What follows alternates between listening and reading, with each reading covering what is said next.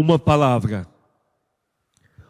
Uma palavra tem sido a tônica nesse momento de isolamento social devido ao novo coronavírus. Uma palavra tem sido a tônica, a palavra, o ponto nevrálgico do isolamento social, desse novo contexto de pandemia generalizada, globalizada. Uma palavra que é antiga, que é histórica, que todos conhecem, que todos sabem, que grande parte usa, grande parte das pessoas tem, chama-se casa. Casa. As pessoas estão sendo estimuladas a ficarem em casa. As pessoas estão sendo estimuladas pelo governo a ficarem em casa. As aulas foram suspensas para os alunos ficarem em casa.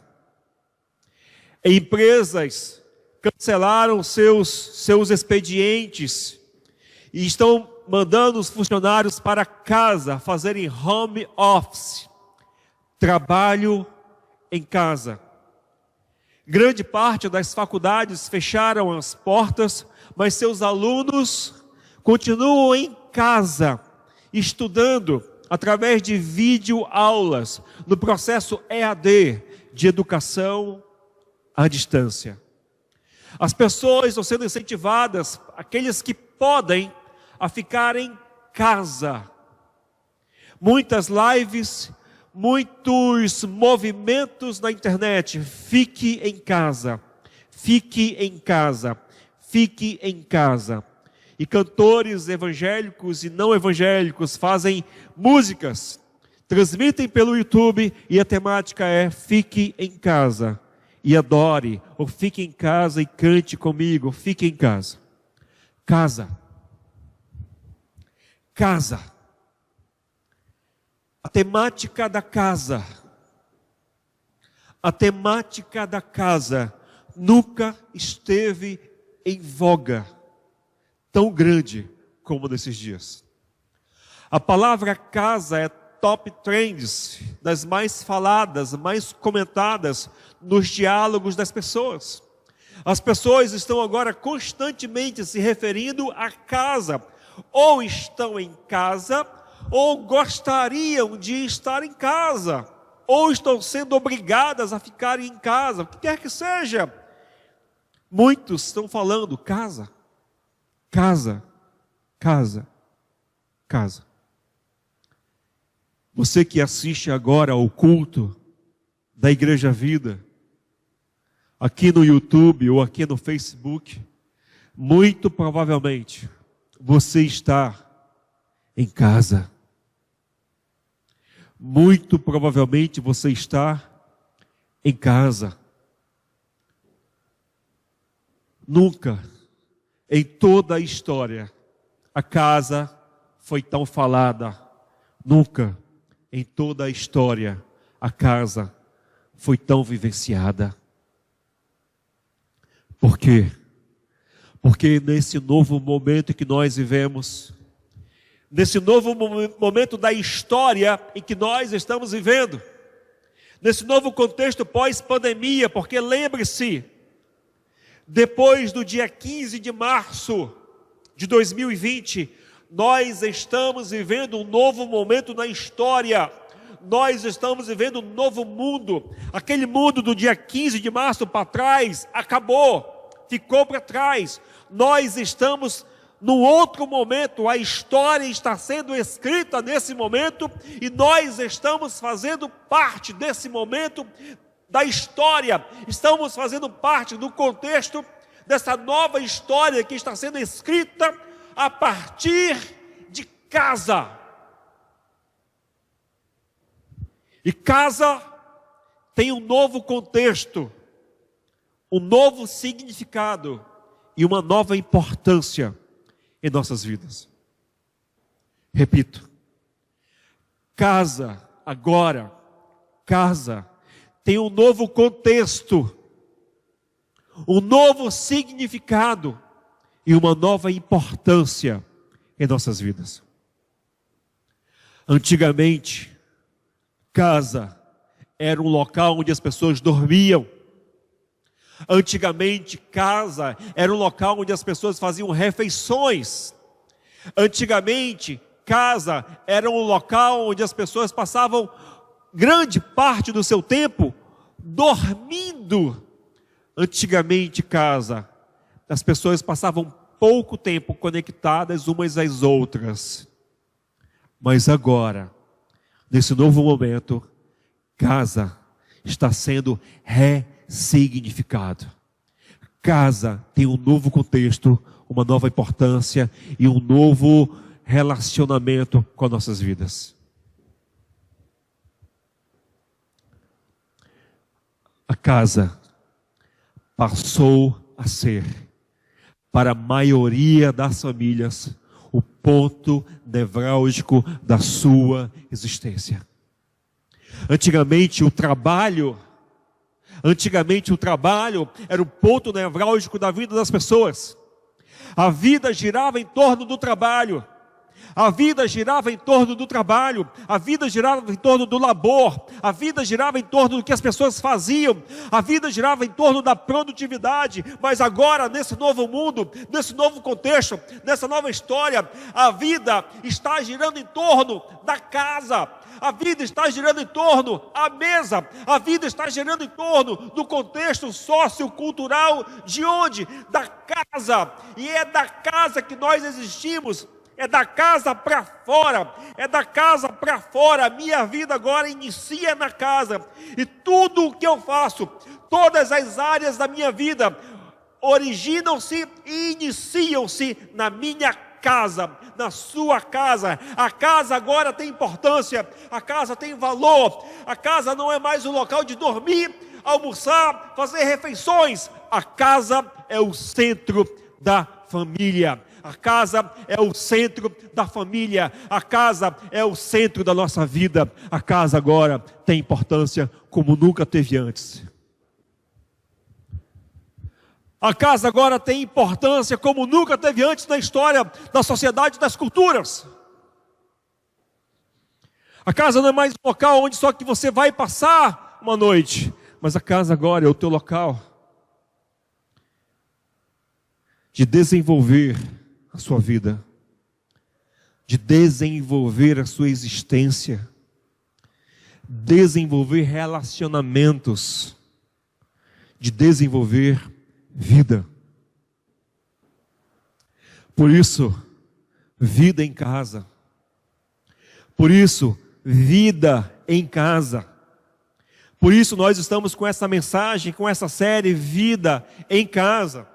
E hoje, especificamente, eu quero falar com você, vida em casa, que é a sua casa, que é a minha casa, que é a nossa casa, precisa ser um local de adoração a Deus. Nossa casa, sua casa, precisa ser um local de adoração a Deus. Sua casa precisa ser um local de adoração a Deus. Sua casa precisa ser um local onde você desenvolva uma espiritualidade. Sua casa precisa ser agora a sua igreja. A sua casa precisa ser agora um contexto onde você desenvolva educação cristã, educação religiosa para os seus filhos. A sua casa agora é o berço, é a gênese da espiritualidade da sua família. Antigamente, qual era o local da espiritualidade? Antigamente, qual era o local da consagração? Qual era o local do ensino religioso? Qual era o local da adoração? A igreja. Não deveria ser, mas foi transferida da casa para a igreja. E as pessoas começaram a ir à igreja apenas para desenvolver a sua espiritualidade. Mas nas suas casas não desenvolviam sua espiritualidade. Não oravam, não liam a Bíblia, não tinham comunhão, não tinham relacionamento familiar. Muitas famílias hipócritas, que havia litígio na sua casa, o que há litígio na sua casa, mas chega um domingo na igreja, bonitinhas, como se absolutamente nada estivesse acontecendo, mas Deus sabe, porque Deus prescruta e conhece os corações. E nesse momento agora,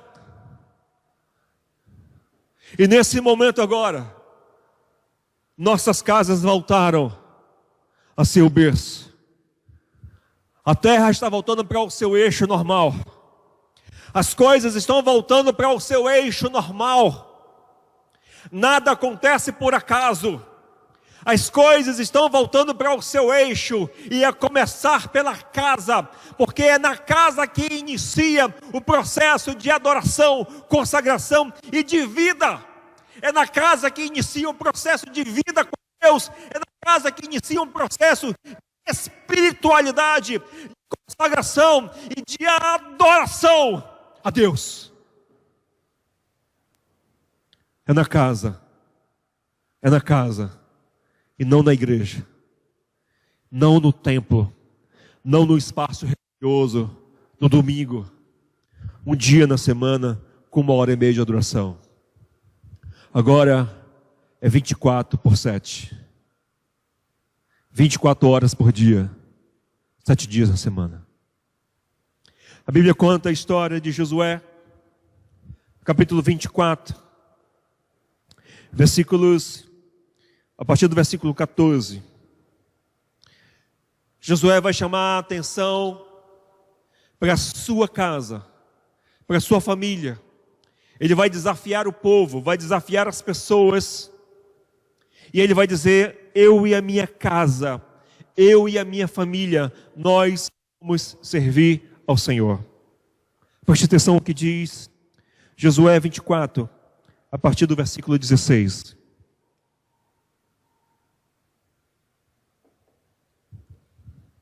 Agora,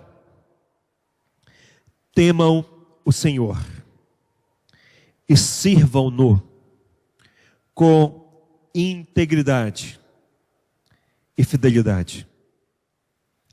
Joguem fora os deuses que os seus antepassados adoraram além do Eufrates e no Egito, e sirvam ao Senhor. Se, porém, não lhes agrada servir ao Senhor, escolham hoje a quem irão servir.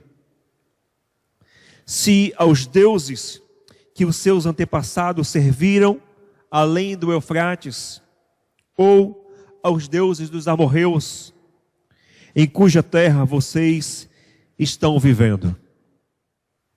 Mas eu e a minha casa, eu e a minha família serviremos ao Senhor. Eu e a minha casa, eu e a minha família serviremos ao Senhor. Esse texto é antigo. Esse texto tem pelo menos uns 2.000 anos antes de Cristo. 4.000 anos antes de Cristo, para ser uma data mais tardia. Uns 4.000 anos antes de Jesus. Um texto antigo, extremamente relevante e atual. O contexto da época, a situação que estava acontecendo ali é a seguinte: 2 pontos.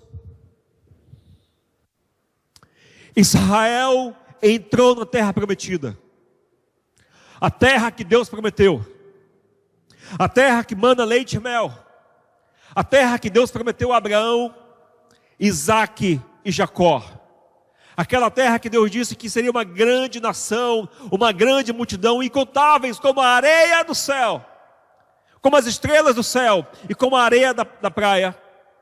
Deus realizou o que Deus promete e Deus cumpre. Deus diz e Deus faz. E Israel agora está vivendo dentro da promessa. Israel agora está vivendo dentro da promessa. Eles estão na terra prometida. Quem é o líder? Josué. Eles entraram, tomaram a cidade, lutaram, guerrearam e venceram. Deus deu aquela terra de Canaã com braço forte para os judeus, para Israel. Eles tomaram as cidades e a terra agora é deles, como o Senhor prometeu. Mas conforme eles iam tomando a cidade, conforme eles iam entrando nas terras, invadindo, tomando os reinos, tomando os povos, guerreando, conquistando, expandindo e tomando posse daquilo que era deles, que Deus prometeu, na mesma proporção, eles iam se desviando. Na mesma proporção, eles iam fazendo pacto com outros deuses, adorando outros deuses, servindo a outros deuses, idolatrando a outros deuses, se prostituindo diante de outros deuses. E se tem algo que Deus abomina na sua palavra, é a idolatria. Êxodo capítulo 10 diz, Êxodo, lá no livro de Êxodo, os 10 mandamentos, diz: não adorarás a outros deuses. Os 10 mandamentos, o primeiro é: não terás outro Deus diante de ti. Não adorarás a outros deuses. E conforme aquele povo foi tomando posse da promessa, foi tomando posse da terra prometida, foram adorando a outros deuses. O que isso me diz? Me diz que eu posso estar vivendo as promessas de Deus, que eu posso estar vivendo aquilo que Deus prometeu, mas ainda assim, meu coração está distante dele. Eu posso estar buscando outros deuses, outras coisas podem estar roubando o meu coração. Eu deixo de adorar o Deus vivo e começo a adorar outros deuses, outras criaturas, outras pessoas ou objetos, como o meu trabalho, meu carro, ou pessoas, minha namorada, meu namorado, meus filhos, minha empresa, meu cônjuge, e vão tomando o lugar de Deus. Vão tomando o lugar de Deus. E nesse contexto das pessoas se desviando de Deus, das pessoas adorando outros deuses, nesse contexto de Israel se perdendo, deixando a lei, deixando a palavra, deixando as escrituras, Josué convoca uma assembleia. Josué convoca todo o povo. E eles se reúnem, se juntam diante de Josué. Quem é Josué? Josué é o líder. Josué é o juiz. É quem recebe a palavra de Deus e transmite ao povo. E eles estão juntos ali naquela grande reunião. Os principais líderes, os juízes das cidades, os príncipes das cidades, todas as autarquias, todos estão ali. Josué reúne a todos. E ele começa a arguir. Olha, vocês têm a opção. Vocês têm a opção de servir aos deuses dos nossos antepassados. Aos deuses dos hebreus, dos amorreus, aos deuses do Egito, aos deuses de cuja terra vocês estão. Vocês podem, se vocês quiserem, mas vocês precisam decidir. Vocês precisam decidir a quem vocês vão servir, porque vocês não podem estar nesse negócio de ora serve a Deus, ora não servem. Ora serve ao Senhor, ora não servem. Você tem que parar com isso, de parar de servir a Yahvé, o Deus vivo, o Deus poderoso, e em outros momentos servir a outros deuses, Baalins, Baal, Amaroque e outros deuses. Parem com isso e decidam quem vocês vão servir. Agora é o seguinte, eu, Josué, eu e a minha casa, eu e a minha família, nós serviremos ao Senhor. Façam o que vocês quiserem na vida de vocês, mas eu e a minha família, eu e a minha casa, nós vamos servir ao Senhor. Eu e a minha casa, eu e a minha família, nós vamos servir ao Senhor, nós vamos servir ao Senhor, nós vamos servir ao Senhor, porque não existe absolutamente nada melhor do que nós possamos fazer do que servir a Deus. E a adoração, a vida com Deus, ela inicia na casa. A vida com Deus inicia na casa, não é num templo religioso, não é num espaço religioso. A vida com Deus, querido, querida, meu irmão, você que me assiste agora aqui nesse canal, a vida com Deus começa aí onde você está, começa na casa. Vida com Deus começa aí onde você está, na casa. O nosso relacionamento inicia na casa. É na casa que deve ser o nosso altar. É na casa que deve ser o nosso local de adoração. É na casa que deve ser o nosso local de rendição, de adoração e de entrega ao Senhor. Nesse novo contexto, nesse novo momento que nós vivemos, a casa tem importância fundamental. Porque cada vez mais você passará mais tempo na sua casa. No novo mundo que nós vivemos, você passará mais tempo na sua casa.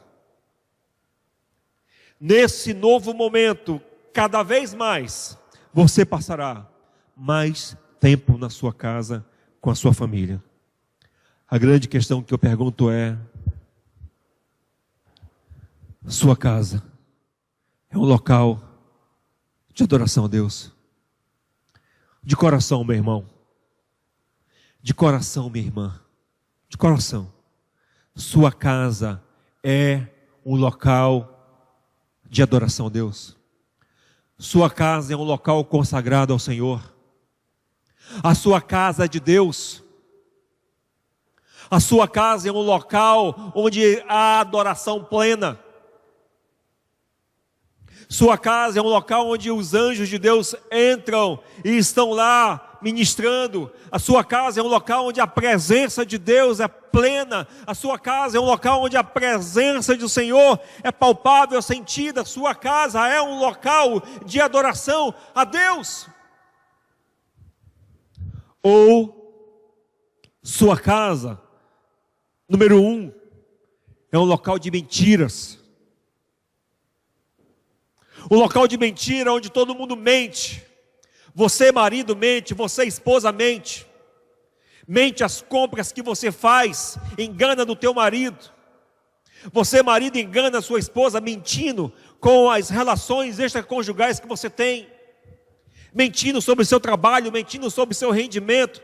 Filhos que mentem. Tiram 0 na escola e mentem para os pais. Filhos que mentem porque veem seus pais mentindo. O que os filhos fazem, aprendem com os pais. E eu te falo isso com muito amor no coração. Seus filhos são sua réplica. Seus filhos são sua réplica. Porque eles veem você fazer, eles vão fazer também. Seu lar é um lar de mentira. Seu lar é um lar de engodo. A verdade não é plena ali. Não há verdade. Sabe quem é o pai da mentira? O diabo. Sabe quem é o pai da mentira? O diabo. Se a sua casa é um lugar de mentira, possivelmente sua casa não é um local de adoração a Deus, mas é um local de adoração para outra pessoa que não é Deus. Preciso dizer quem é. 2, a sua casa parece mais um pedaço do inferno do que do céu, com brigas, discussões, disse-me-disse, entreves, marido brigando e discutindo com a mulher, mulher brigando e discutindo com o marido, coisas são projetadas, são jogadas, copo, pratos, vasos, talheres, alianças são tiradas e jogadas uns nos outros, maridos que faltam ir à via de fato, só faltam espancar suas esposas, porque são maridos grossos, ignorantes, dão patada dos filhos, dão patada em todo mundo. Mulheres que sofrem caladas, que são humilhadas pelos seus maridos, e pior, são humilhadas pelos seus filhos. Por quê? Porque veem os pais fazendo e repetem a mesma coisa que veio o marido da casa fazer. Tua casa é um pedaço do céu, ou tua casa é um inferno, aqui na terra, sem paz, discussão. Eu já ouvi tantas pessoas me dizerem: pastor, eu saio do trabalho, eu nem gosto de ir para casa, porque lá não é um lar de paz. Se não é um lar de paz, é porque você está construindo um lar assim. É sua responsabilidade, maridão. É sua responsabilidade, casal, família. 3, um lar de mentira. 2, um lar que é o inferno. 3, um lar com discórdia, com traições. Um lar completamente desestruturado.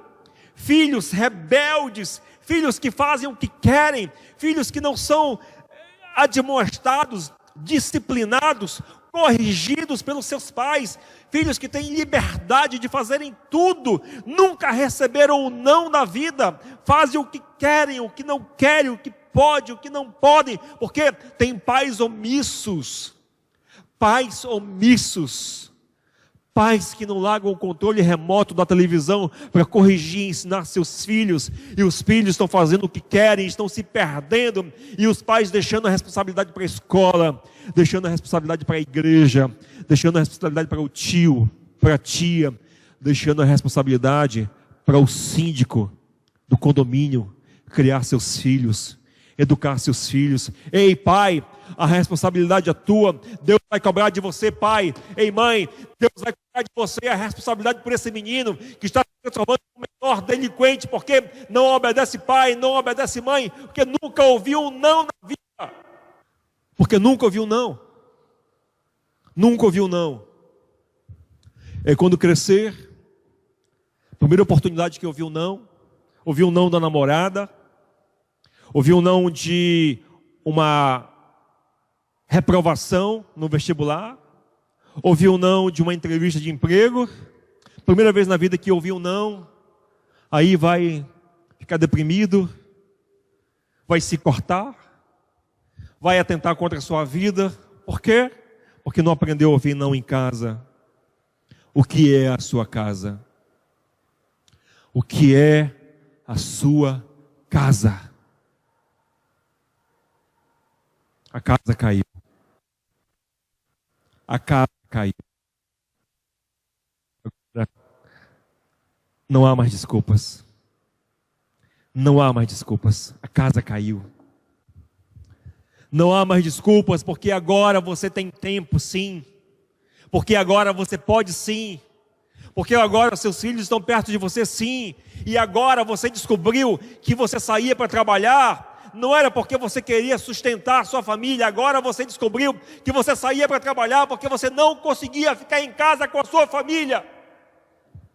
Você descobriu que você saía para trabalhar porque o trabalho era um subterfúgio para você não estar na sua casa, mas agora a casa caiu, e você tem que estar em casa, e você tem que entender que a casa agora é a partir dela que vai emanar tudo na sua vida. A sua existência vai ser a partir da casa. E que belo será, que bom será, que extraordinário será se a tua casa for o berço, o local, a gênesis da adoração a Deus. Eu e a minha casa serviremos ao Senhor. Eu e a minha casa, eu e a minha família serviremos a Deus.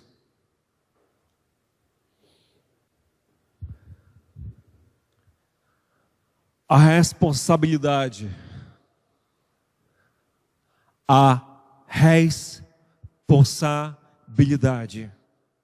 espiritual da casa é sua, homem. Você que é homem, Você que é homem e que me assiste agora, levante sua mão. Ei, levante a mão. Isso. A responsabilidade espiritual desta casa onde você está agora é sua. Está claro? Ou eu preciso desenhar? A responsabilidade espiritual desta família é sua. A responsabilidade espiritual é sua, maridão. Quem está falando aqui é um homem. E ele diz: eu e a minha casa, eu e a minha mulher, eu e os meus filhos, eu e a minha família, nós serviremos ao Senhor. Tem um homem falando aqui, porque ele sabe que sobre ele está a autoridade sacerdotal, ministerial, profética de Deus sobre a sua casa. Talvez você não saiba, marido, talvez você não saiba, homem, mas você é um profeta na sua casa. Experimenta dizer para os teus filhos todos os dias, levante a mão e diga todos os dias: você não presta. Diga: você não presta, você não presta, você não presta. O que você está dizendo para eles? Você está lançando uma palavra sobre eles. E a tua palavra, como você é profeta, como você é sacerdote, tem grande capacidade e probabilidade de se cumprir sobre essa pessoa. E quando ele era crescer, quando crescerem, sabe o que eles vão achar de si mesmo? Que eles não prestam, que eles não servem para nada na vida. Por quê? Porque o pai disse. Pastor Cristiano, o senhor tem provas disso? Várias.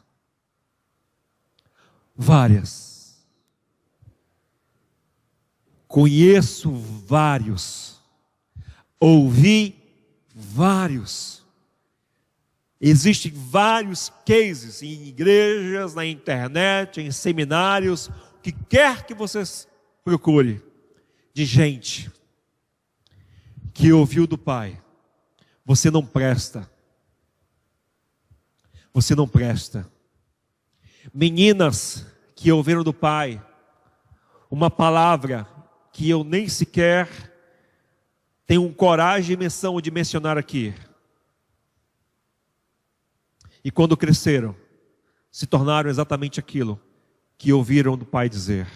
Por que, pai? Porque você é sacerdote da sua casa. Porque você é sacerdote da sua família. Problema, sabe qual é? É porque você, pai.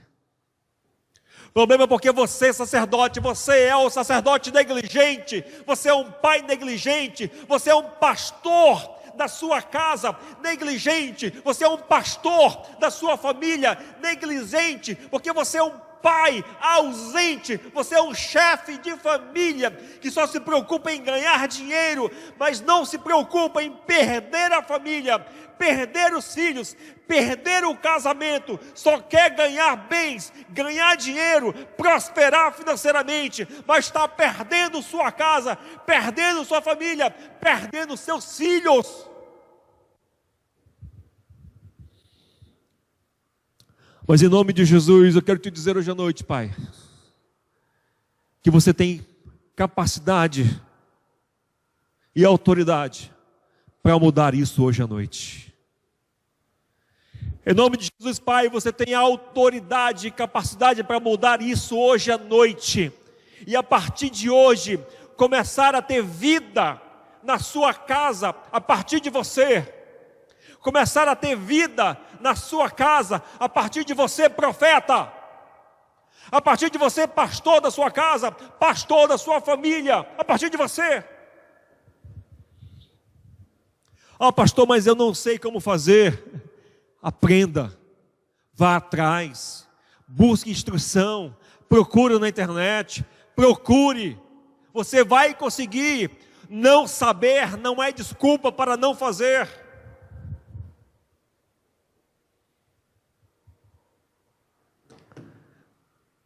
98% das igrejas evangélicas no mundo marcam uma reunião de oração. Tem 50 mulheres, 2 homens. Por quê? Porque estão cansados, não podem orar. Porque já trabalharam o dia todo, não podem orar. Porque a oração é coisa da Maria, da Joana, da Josefina, da fulana. E deixam sua casa, deixam seu lar. Marido,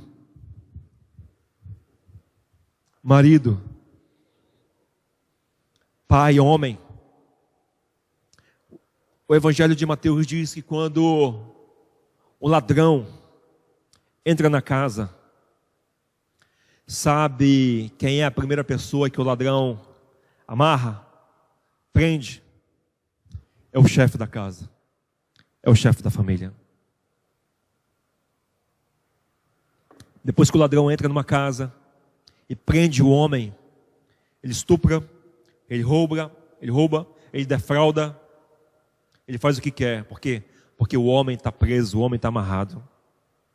E quantos homens estão presos, amarrados pela pornografia, pelo adultério, pelo sexo ilícito, pelo vício em álcool, jogos, poker, pelo vício de internet, vício da televisão. Homem, acorde, se liberte. Jesus disse: se verdadeiramente o Filho vos libertar, se verdadeiramente Jesus vos libertar, vós sereis livres. Jesus pode te libertar dessa escravidão, dessa prisão. Tua casa está se perdendo. Acorda para a vida, acorda para a realidade. Faça da sua casa um altar. Lidere espiritualmente sua casa. Lidere espiritualmente sua família. Seja o pastor, seja o profeta, seja o sacerdote, seja o ministro de Deus na sua casa. Tenha vida em casa.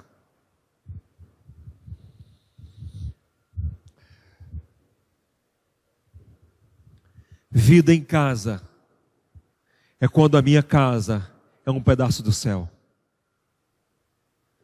Vida em casa é quando as famílias param para ler as Escrituras. É quando o marido, que é o sacerdote, diz: ei, larga o videogame. Ei, larga o Netflix. Ei, larga o celular. Vamos para a mesa. Vamos sentar à mesa. E agora nós vamos ler a palavra. Porque sacerdote, e ele chama os esposa, chama a família, ele lê a Bíblia, ele ora, e ele abençoa. Joãozinho, eu te abençoo, Joãozinho, você vai crescer, prosperar, vai ser um homem de Deus, vai ser rico, vai ser próspero. Aí chama Mariazinha, Mariazinha, você vai ser linda, honrada, vai ter um casamento lindo, você vai casar virgem, seu esposo vai ser um homem de Deus. Mariazinha, você vai rodar o mundo viajando. Mariazinha, eu te abençoo com riqueza, com prosperidade, com paz. Isso é como o sacerdote faz. E ele chama a mulher e diz: minha esposa, eu te abençoo, você vai crescer, prosperar, eu estou aqui para pastorear o seu coração, eu me importo com você, com os seus sentimentos. Vida em casa é vida em junto, em comunidade. Vida em casa é quando cada um tem seu tempo com Deus. Vida em casa é quando cada um para as suas atividades, para a correria da vida e diz: agora é meu tempo, agora é minha hora, agora eu vou orar. E a Bíblia diz: quando você for orar, entra no teu quarto e fecha a porta. Eu te pergunto, o quarto fica onde? Um quarto fica dentro de uma casa. Um quarto fica dentro de uma casa. Ei, caiu a ficha. Quando você for orar, entra no teu quarto e ora. ao teu Deus, ore ao teu Pai que vê em secreto. A casa tem importância fundamental nesse momento. A casa tem importância fundamental nesses dias para criar nossos filhos, para um relacionamento conjugal. Eu vou falar mais sobre isso no domingo que vem. Vou falar sobre famílias que funcionam no próximo domingo. Famílias que funcionam. A casa tem papel importante nesse momento. Faça da sua casa, faça do seu lar um pedaço do céu. Faça do seu lar um local de adoração. Faça do seu lar um local de comunhão com Deus. Faça do seu local, da sua casa, um local de vida. E vida é Jesus. Faça da sua casa um local da habitação de Jesus.